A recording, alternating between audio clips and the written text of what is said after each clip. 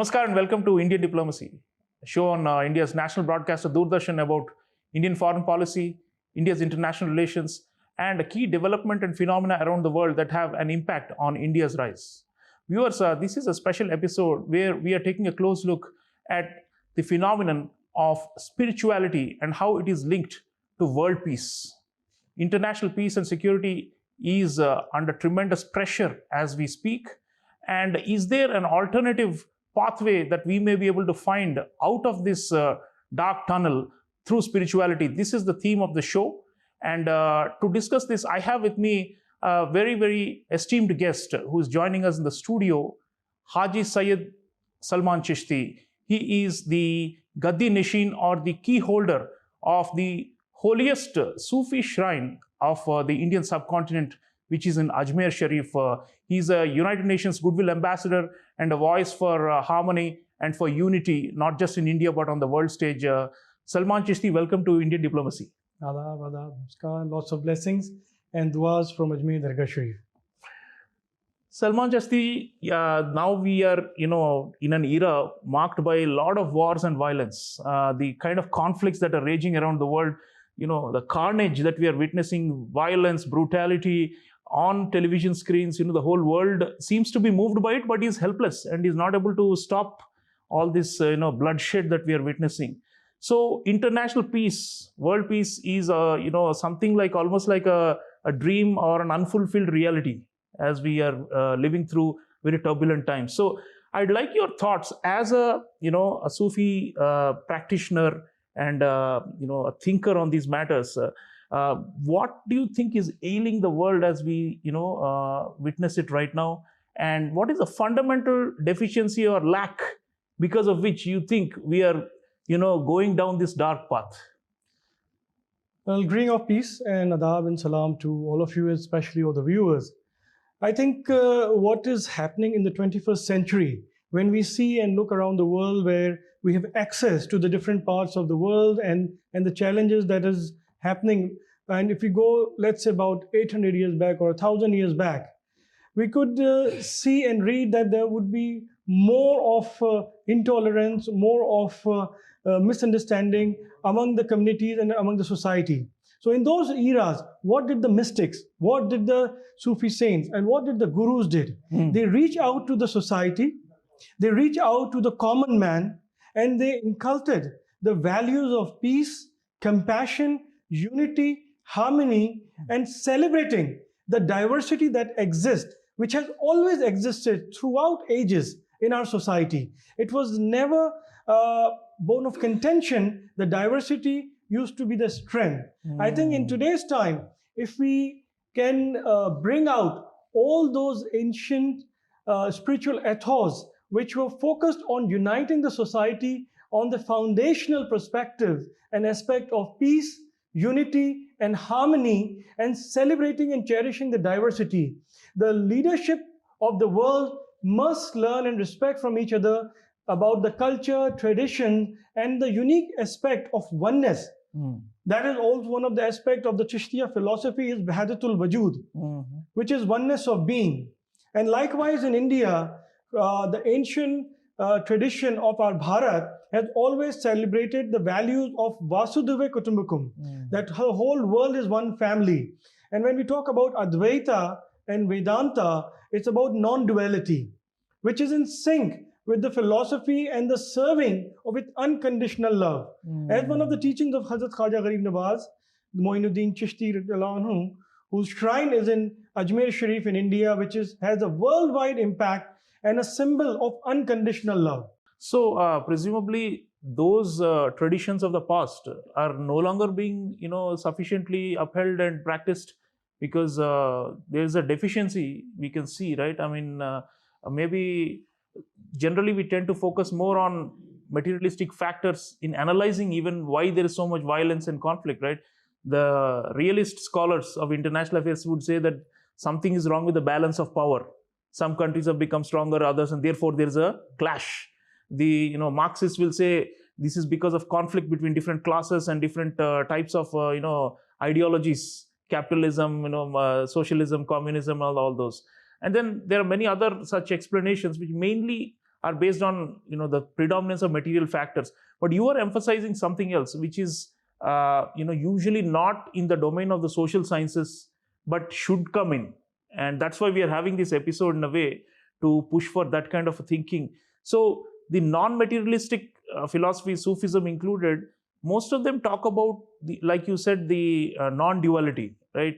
But then if you see in the real world of politics, international politics, it's all about us versus them, and the othering of the enemy, and out of which then you push for violence and for attack and counter attack. So let's talk a bit about this factor about unity and love, which you are professing, but seems to be in short supply in the world of real politics. So what is it that we can do at this level to infuse that consciousness of oneness and to reduce this sense of otherness? Well, as I mentioned earlier, that one of the philosophies and the teaching that has always focused on serving all as one. In the Quranic verses, al-khalq wa ya lillah, which always have focus on treating the whole creation as God's family. And that's why the mystics and the saints in the earlier past, and also in the present time, when they are out in the public domain, in the public service, with the spiritual consciousness, they look at the world as they're serving the Creator. One of the important philosophy is about when we intend to be close to the Creator, the Khaliq, we have to be in service towards the creation, which is the makhluk. And with that aspect of serving in today's time, when you talked about different aspect of us and them, we have seen there is a change of trend. And since I've been representing India and Ajmer Sharif from last 20 years in more than about 60 to 70 countries, and we have engaged with the spiritual leadership to the head of states as well. But what we have observed over the past few years, that there's a shift in the policy that the countries, especially India and other countries, are also now focusing on outreaching with the soft power initiatives of the respective countries. So we have seen in the past decade that how India has specifically, enhanced the outreach through our soft power diplomacy as well. I think this is very important, that the aspect of compassion and oneness must be through culture, art, dialogue, and people-to-people connect. I think when we bring out the human aspect of the around the different parts of the world and the human society, the leadership also pays heed to such kind of people-to-people interactions and initiatives.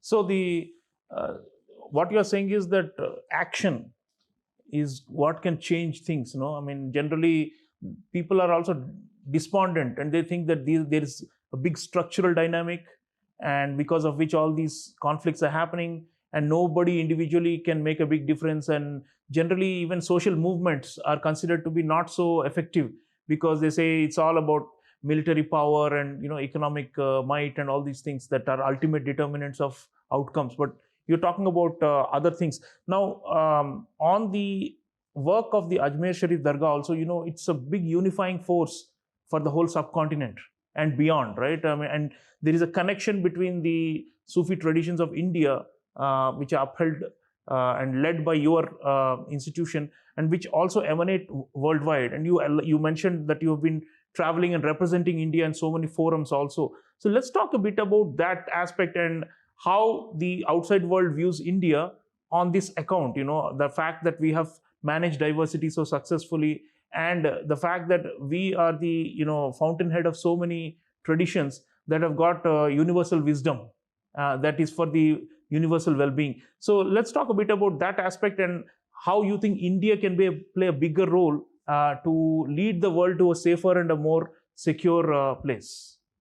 Well, the important aspect that we have talked about is, and especially when being born and brought up in Ajmer Sharif, of course, it's a privilege and honor, but at the same time, it is a sacred trust.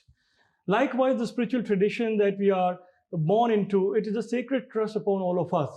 And from last 800 years, Ajmer Sharif has been the center space for the Chishti Sufi order as the blessed seat across Indian subcontinent and around the world. And the message of Hazrat Khwaja Gharib Nawaz has always been of oneness.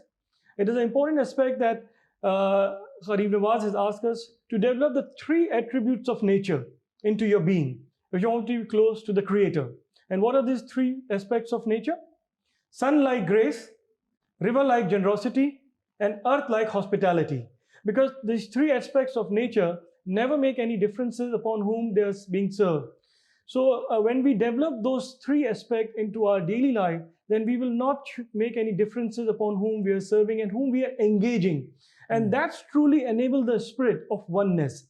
So Ajmer Sharif, the message has been very clear, because people from all faith, all traditions, all different parts of the world, they visit Ajmer Sharif for the moment of peace. It is the peace of heart and tranquility that has been experienced in that. So it is that aspect of experiential spirituality that has been the benchmark of Ajmer Sharif. Likewise, when we see from Kashmir to Kanyakumari, the Sufi dargahs, the places of meeting have always been stood out in serving with unconditional love. When we talked about the gurudwaras that we have in India, when we talk about the different mandirs that we have in across India, then we talk about different churches that we have in India, they are all revolving around human service.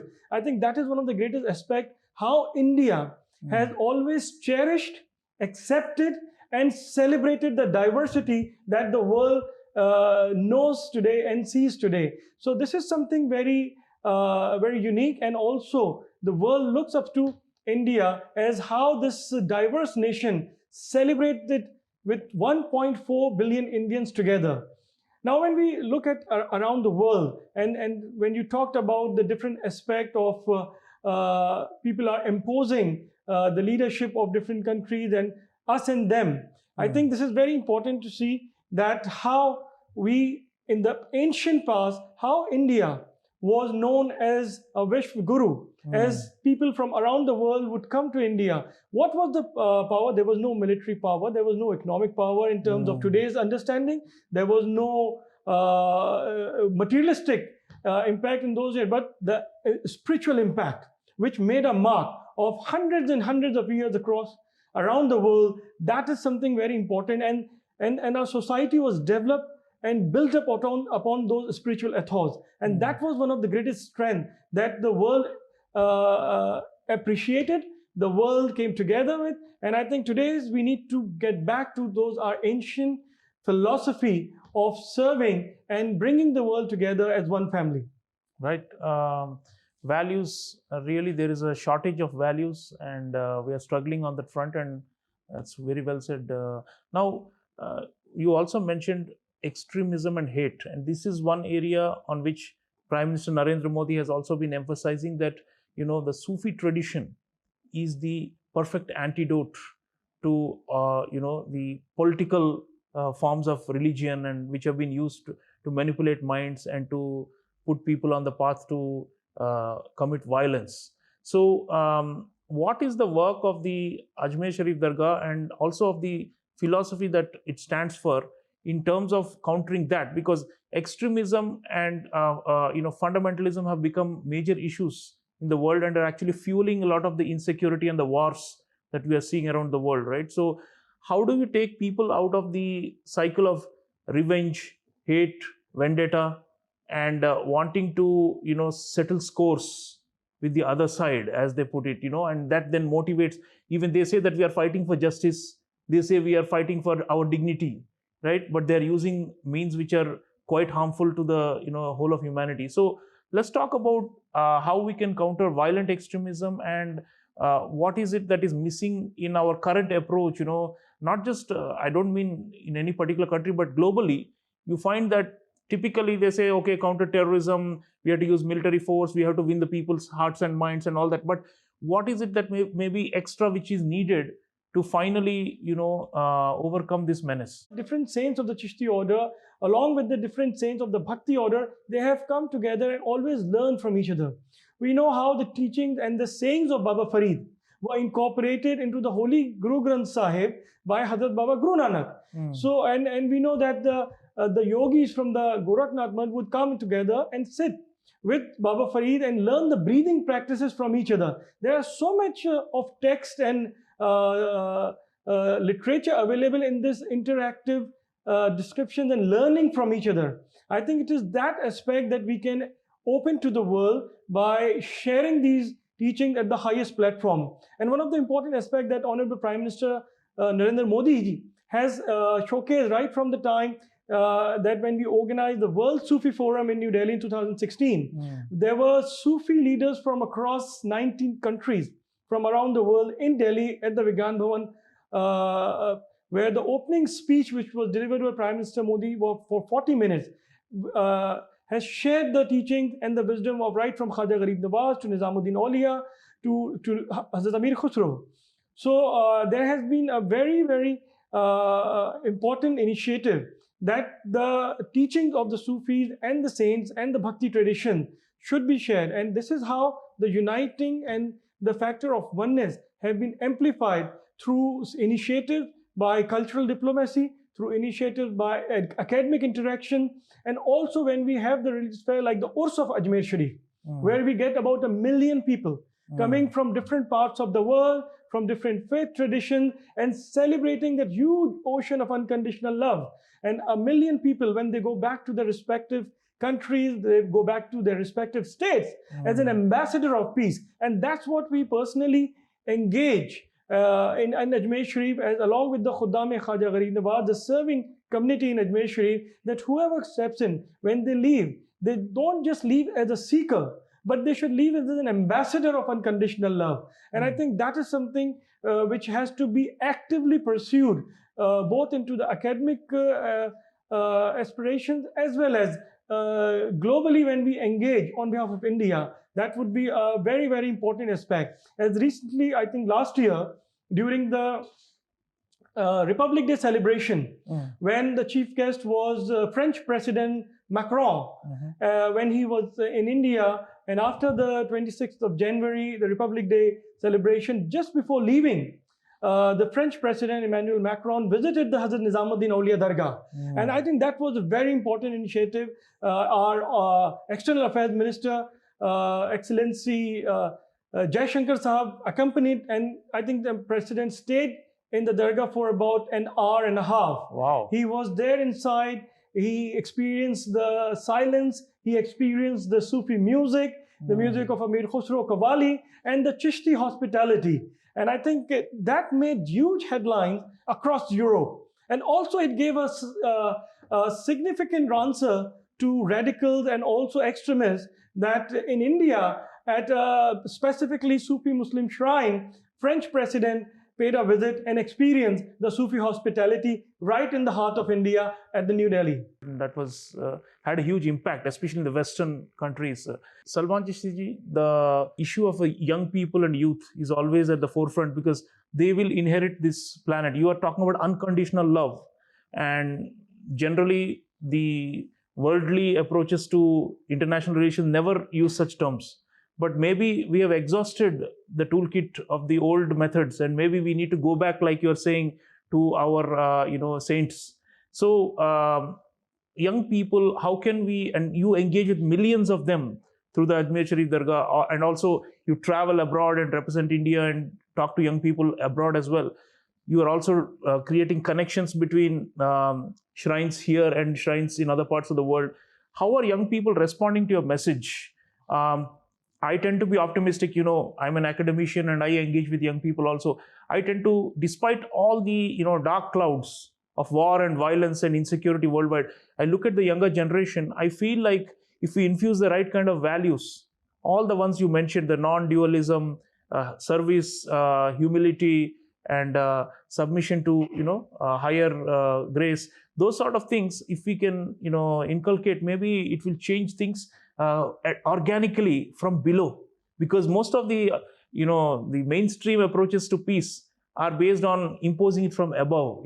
So top down approaches are not yielding any success. So let's talk about the youth and what we can do to mobilize them as vehicles for peace.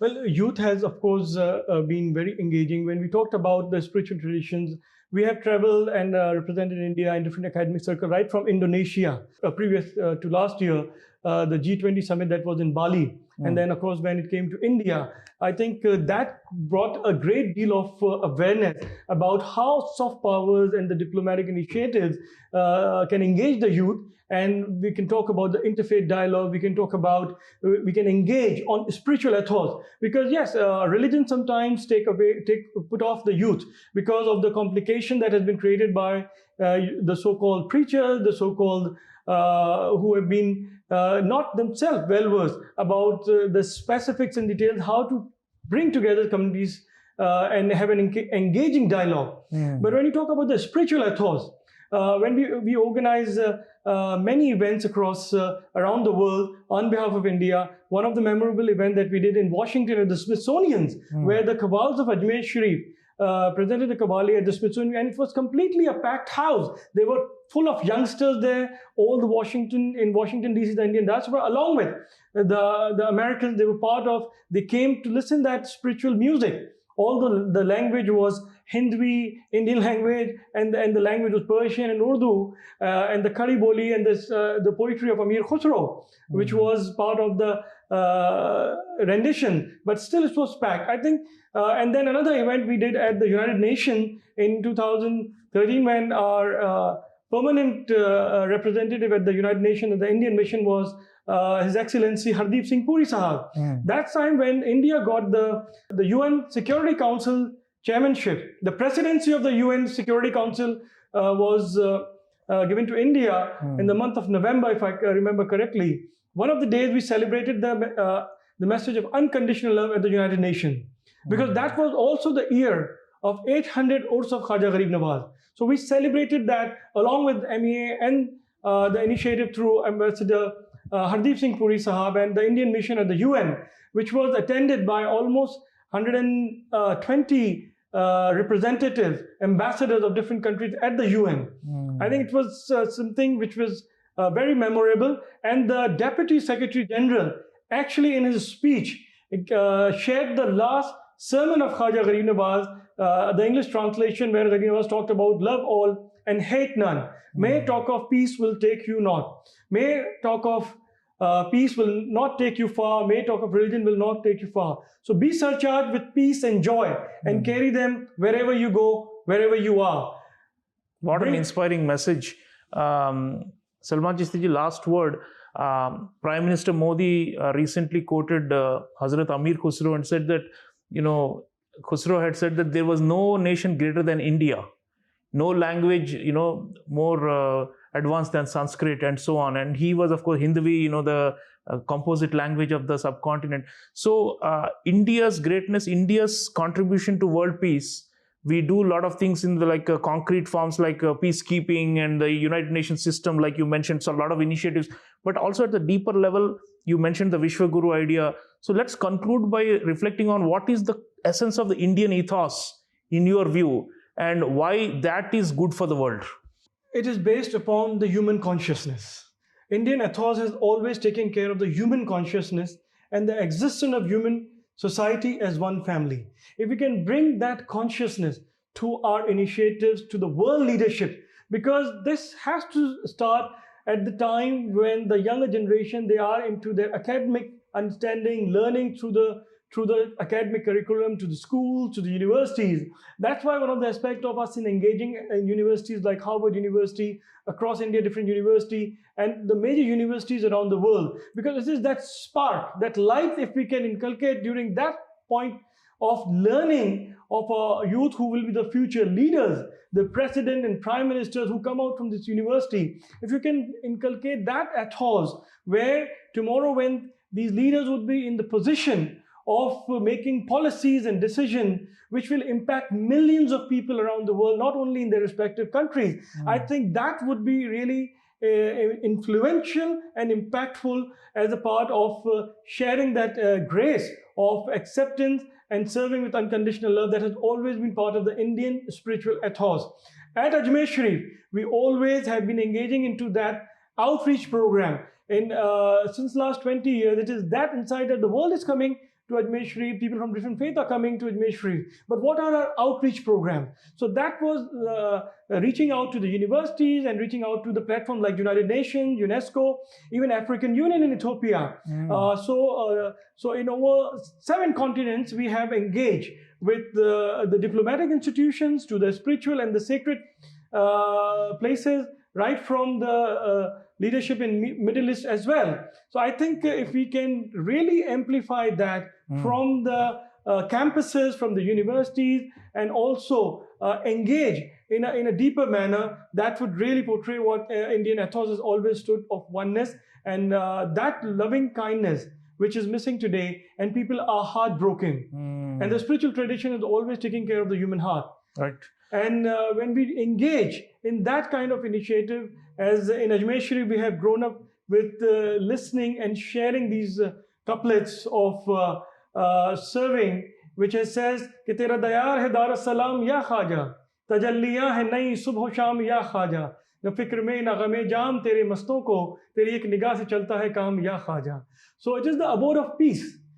Yeah, the abode of peace that we are, the land that we are born in. So it is that abode of peace and that message that goes across. And when we share this divine tajalliyat, the divine showers of unconditional love, so those who have been intoxicated in spiritual ecstasy have no fear and no sorrow. The spiritual ethos of India has always bring the aspect of hope to the world. As Maulana Rumi says, Baza Baza, Haranche Hasti Baza, Sad bar gar tauba shikasti baza, idarga ima na umidi neest, idarga ima umidast, umidast, umidast. Come, come, come. Whoever you are, come. Even if you have broken your vows of repentance 100 times, come. Our doors are not the doors of despair. Our doors are the doors of hope, hope, and hope. Wow. And if this we can put together with the leadership, I think they are the one that especially the youngsters, the influencers, people who have influence among the social media, if they can bring this aspect of spirituality and hope, we can overcome the major challenges of the world today. What an enlightening discussion we've had with Syed Salman Chishty, the Gaddi Nashin of the Ajmer Sharif Dargah. Viewers, this unconditional love, service to humanity, and opening your hearts to others, all these may sound like unrealistic in the big bad world out there, but let's think about alternatives, because all the mainstream approaches to conflict resolution, peacekeeping, peace building, most of them are failing. So maybe it's time for us to go back to the saints, as our guest was saying today, go back to their teachings and also to practice what they have been saying since time immemorial. So all our traditions contain this wisdom, and we need to put it out and to make sure that young people especially believe in this alternative pathway. Let me thank Syed Salman Chishty for coming to our studio and for sharing wise words with all of us. Thank you so much for being here. Thank you, Adab, and bahut bahut duaon ke saath. Thank you so much. Viewers, spirituality is not so far removed from international relations. Maybe we are suffering from a deficit of spirituality, and it may be time to bring it back for us to really reap the peace dividend that has been promised to us but is not being delivered. So maybe it's time for us to think out of the box, and this is a clarion call for especially the young people to come out with open hearts and minds and to embrace the other, so that the Indian ethos of Vasudhaiva Kutumbakam, the world is one family, is finally realized. Thank you for watching. I'll see you again next time. Until then, take care.